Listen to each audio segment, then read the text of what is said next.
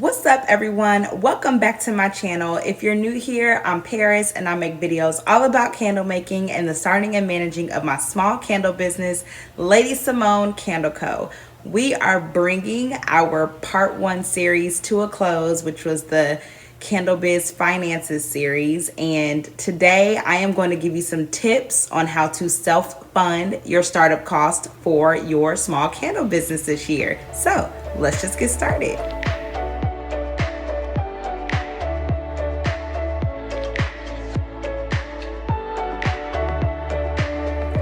So far in our Candle Biz series, we've been hitting on the financial piece, the bookkeeping, what to record, how to stay organized, all that jazz, opening up a business account. So that way we can begin to set ourselves up to operate our business. It takes money to operate a business. But today I want to talk about the initial startup piece.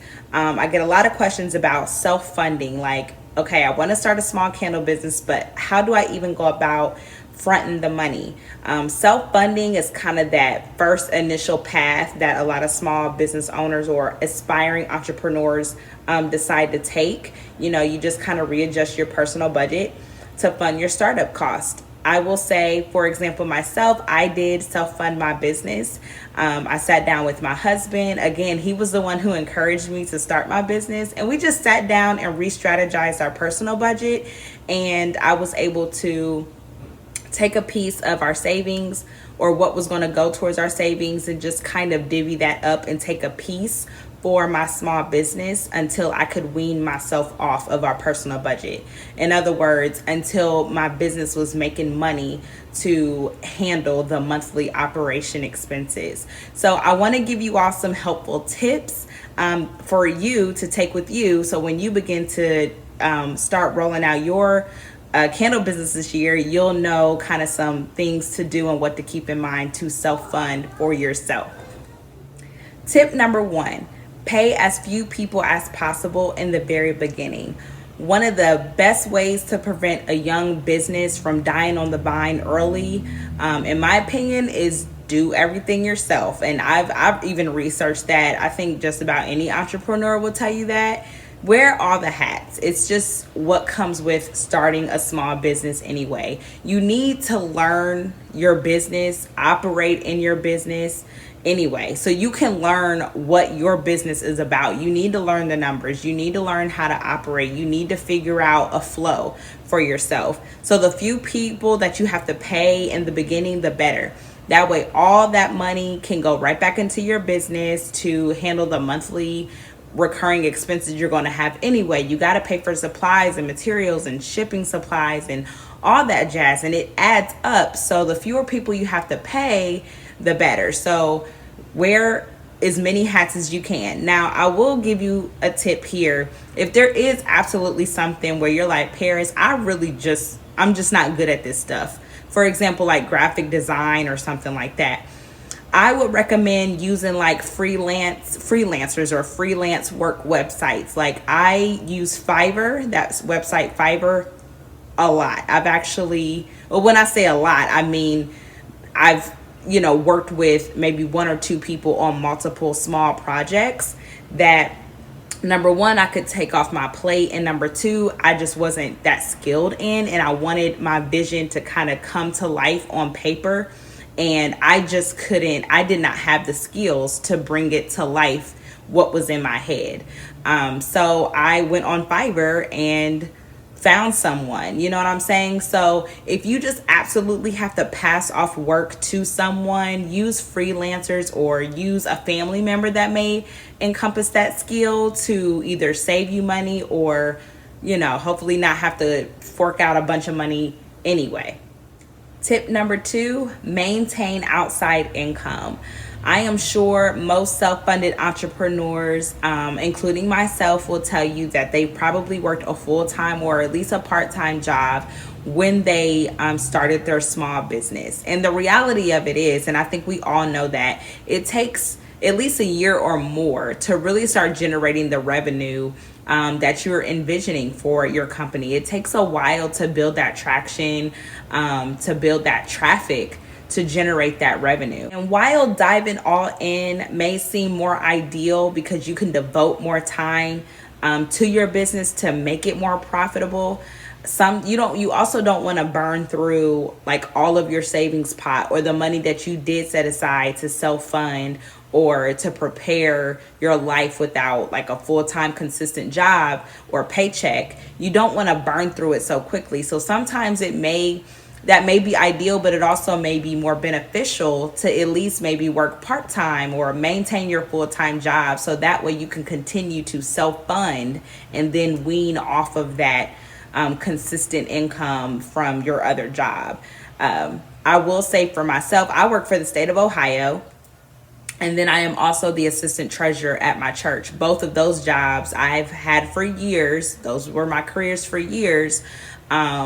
Before I even thought about starting a candle business. So I just didn't stop working. I again sat down with my husband and we just kind of restructured our budget, and I used my main income, including his, we put everything together. I took a chunk of that pie to self-fund my small candle business. So my small candle business is just additional income for us. So I still work full time. So for the self-funding piece, what I want to encourage you is, if you are like myself or many other entrepreneurs out there that works full time or part time while starting your small candle business, just reevaluate your personal budget and see where you can contribute to your startup costs or to help maintain monthly expenses until you start generating some income. So my husband and I use a specific budgeting method for our personal budget because we have savings goals. We are paying down debt, just to be completely real, and we're working towards some goals that we have for ourselves and our family. And so now what I do is I've taken our budgeting method that I use for our personal expenses, and I apply that same budgeting method to my business. So it helps me not only make sure I'm paying my monthly operating expenses and my monthly bills to vendors and any services that I'm using, any subscriptions and things like that, but I'm also able to begin setting up a savings plan, a retirement plan for myself. I'm also able to make sure that I just have cash in the business in general. So I use budgeting methods and tools, and I apply that to my business as well, so I can begin making some financial business goals for my business. I analyze my monthly reports, I look at my sales, and I see what can I possibly do better or different this month to increase sales. What can I do to minimize that abandoned cart report amount, and what can I do better? What emails can I send? What type of funnel can I do to entice customers, and what perks can I give to bring more traffic? I'm always constantly thinking of ways to bring more traffic to my business, which then can bring more income. So that is a tip that I wanted to throw out there, just in case you're wondering how to kind of maneuver between your personal budget and then your business side. Tip number 3 is kind of like a dual tip, and that is to be flexible and be creative with your time. Now, I'm not going to sit up here and act like juggling a full-time gig is not hard when you're trying to start, and then when you're managing and operating in your small business. It's hard. It requires a lot of patience. It requires a lot of flexibility with your family. It's going to require long nights, early mornings. It's grueling. It can be grueling, especially in the beginning stages, because you're trying to get started, and you're trying to bring traffic and you're trying to bring people to your product. So I'm not going to sit up here and act like it's easy, because it's definitely not. However, if it is your true passion, if it is what you enjoy, if you love it, and you believe in your vision, and it's generating extra, it will eventually generate extra income for your family, and you're able to bring your creative side to life and allow people to experience your product. It's very, very rewarding at the end of the day. It's just going to take a lot of upfront work, a lot of dedication, a lot of patience in the very beginning, and but it's your baby, right? So there's some satisfaction in it as well. So I just want to give you that tip Prepare your families, talk to your spouse or your significant others and your partners and let them know, what's it going to take. Have people, pull together, divide up the housework. In terms of being creative with your time, especially if you work full time like I do, you're just going to have to be creative in like when I can record YouTube videos. Am I going to record while my son is napping? Or most of the time I crank out my videos while he's still asleep early in the morning. So I'll get up at I go to the gym, and then when I come home, I immediately start recording. I get all freshened up, I record, and then I go about getting him together, seeing what my husband needs, or, he's finishing up some chores. Then I get to work and things like that. So you just want to be creative with your time, find loopholes in your life that you can devote to your business. The fourth tip that I want to give is to make sure you are paying your bills.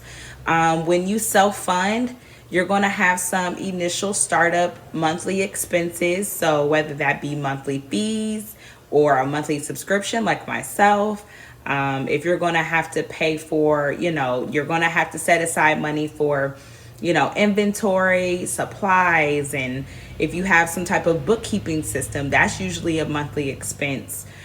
Your business insurance is monthly as well.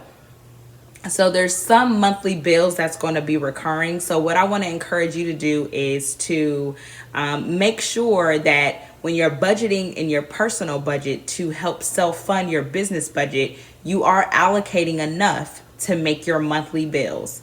And whatever's left, keep in the business to then roll over to the next month to buy whatever other supplies you need, and try to create a financial strategy plan. How much do I need to make this month to not only make my bills, but to possibly purchase inventory supplies? So you have to constantly re-strategize what money is going out and what money is coming in. Make sure those bills is paid first. You work hard now, you play later. So make sure you can cover what you need to cover to keep your business operating. Then you see where the rest of your money can be allocated. So that is very important. It's going to help build your business rapport. Should you want to decide to do like the credit card route, or if you want to take out a business loan later, let the banks or lenders see early on how organized and timely you are with your payments, with your other bills. So that way you can have a better chance to maybe gather some additional funding from other resources. But if you decide to do the self-funding route like myself, I always made sure we allocated enough from our personal money to cover my monthly expenses. Now I'm selling enough inventory to cover my monthly expenses and still have money left in the bank. So I am now approaching my 1 year of business, and I'm already financially planning what I want to do with some of the extra money that's sitting in my account. I want to open a business savings account. Really, I want to open up two. One to hold my taxes and my shipping fees, and then the other one just to kind of build up money just in my business in general for emergencies and things like that. I want to think about a retirement plan and how can I contribute to that. I want to be able to give back more to the community. So these are things that I couldn't do when I first started at all. I invested everything back into my business and into supplies. So think about that as well. The fifth tip that I want to give is find joy in the small victories. I'm not trying to sound cheesy or sound like super deep or lame or whatever, but it's the truth. And I say that because when you're self-funding as an entrepreneur, it's going to seem like you're struggling. It's going to seem like you're constantly trying to keep your head above water, which is why a lot of entrepreneurs end up going like that loan route, or going to a lender, or going to a bank, or maxing out business credit cards super early, because they don't want that feeling of struggle. They want the success immediately. And the reality of it is it's not going to come overnight. Even if you bring a lot of traffic to your business, it's still going to take a while to really see a profit, to really see that revenue on a consistent basis. Especially with candles, because somebody can buy one candle, but it may take them weeks or even a month to return as a customer. You know what I'm saying? So you have to constantly find make the product good enough to have a returning customer, but then you're also trying to find new customers and bring them in so they can then become returning customers. So it's a constant pull with returning customers and new customers, and trying to figure out what can I do different to entice them and bring them on. And so it's going to feel like you're struggling early on. That's just the reality. But what I want you to do is find small victories and celebrate that. So celebrate your first sale, right? I celebrated my first subscriber. I celebrated 50 subscribers. I actually posted before about how I'm tracking every time I hit a certain milestone with my YouTube channel. I celebrate returning customers. I'll post them on my social media and let them know. I now have a referral system where they can now start receiving perks and build up points because they're returning, they're coming back, and they're buying more products. So I celebrate that. I celebrate every sale. I celebrate every review. I celebrate every feedback. So if you learn to celebrate the small wins, the small victories, and kind of retrain your mind as I got my first sale, that's a big win for me. You'll begin to appreciate the struggle. You know what I'm saying? Like, anybody, we all have a testimony, right? So if you think back to what you went through to where you are now, that's something to celebrate. So I'm going on my first year of business, and I have so many wins that I could just talk to y'all for probably an hour or two about. And but it's been hard. It's been a struggle. But when you see that reward, and when you see that first review, when you see that returning customer, when you see that sale hit your bank account, it kind of just makes it all worth it, especially when it's a craft that you so totally enjoy. Tip that I want to give is be patient and understand it will be sacrifices. So I say that because you may, depending on your personal budget, depending on your financial situation and your circumstances, some of the luxuries and some of the additional things that you enjoy in your life may have to go on hold. So maybe not eating out a lot, maybe not going on a trip every 6 months that, you probably used to do, or a lot of the subscriptions or luxury things that we enjoy and that we take in every month. Some things may have to either pause or go on hold, so that way the extra money in your personal budget can then go to fund your business, because you have to think long term. Like, if I sacrifice now, I'll be able to reap and enjoy the benefits later. So that goes into reevaluating your personal budget, right? What can we cut back on to fund my dream, to fund my business? And that goes back to talking to your significant other, partner, spouse, whatever, and seeing where can we kind of figure out some things that we don't really need right now in order to, get my business started. And just to make it plain and keep it completely 100, you may have great months. Well, I'm speaking it. You will have great months, but then there may be months where, you kind of see a dip. It happens in businesses. So don't get discouraged. Don't think, oh my gosh, nobody wants to buy my candles or whatever. No, that goes back to constantly trying to find new traffic and new customers and bring new people in to kind of start leveling out your numbers and your converting numbers and things like that. So be patient with the process. You have to do marketing and advertising in overdrive. It's going to have to happen for a long time in order to get your name out there and generate consistent traffic. So don't get discouraged. It will be okay. I'm making it. That's why I wanted to create this series, to kind of encourage you on some of these topics, because I get so many questions about it. Number one, because how do I even go about it? And then what happens if I have a bad month? Or, what do I do if I don't make a sale or even a lot of sales this month? How can I maintain my operating expenses? That goes into that financial planning and making sure your personal budget is tight enough and organized enough so that you can allocate the money that you need to self-fund your business.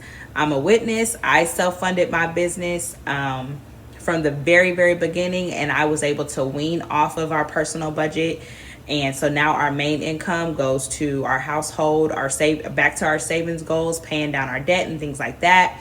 And then my business is now operating on its own with the income that I am making from my candle business. So stay encouraged. You got this. This is kind of the close to the financial series, part 1. So we are going to be diving into part 2. I hope you all are enjoying these videos and have been enjoying the freebies and just giving you some things to think about as you get into the planning process and then the launching process of your business. It takes a lot of work. There's a lot to think about. There's a lot to do, but you can do it. And that's what I'm here for. I got you. I'm holding your hand, and I'm here to give you some tips to help you get through some of these patches that are going to come up in your business journey. Thank you so much again for watching, and until next time, bye.